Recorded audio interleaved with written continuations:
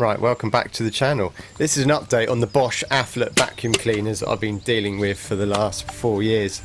And it's the end of the road. No more Bosch Athlet fixes. We've fixed the motor heads, brush head, we've fixed the handles from snapping, we've resold with new 18650 batteries. It's endless. Endless joy from these machines, but enough's enough. It's time to move on, so we've gone on to a Dyson V8 Animal now. So these are all the bits. I think I've had 4 of these. Used parts, controller boards, handles, you name it, I've used it, and just a very poorly designed vacuum cleaner. I did look on AO.com and they are selling these reduced down to about 130, but to be honest, don't waste your money.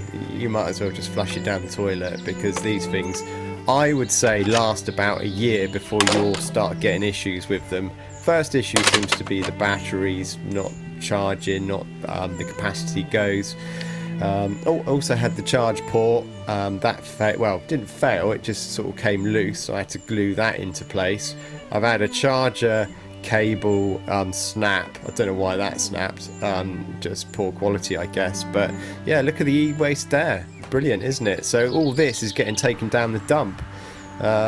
If anyone is still nursing their Bosch Athlets, let me know how you're getting on and how much work you've done on them. But you know, for a modern day piece of consumer equipment, a year and then down the dump, it's not exactly environmentally friendly, is it? The battery pack's designed not to be taken apart. The handles, they were honouring the warranty on the handle snaps, but yeah, the rest of it is complete junk. Those motor heads, design flaws, it's endless. Anyway, thanks for watching this video. Don't expect to see any more on the Bosch Athlet.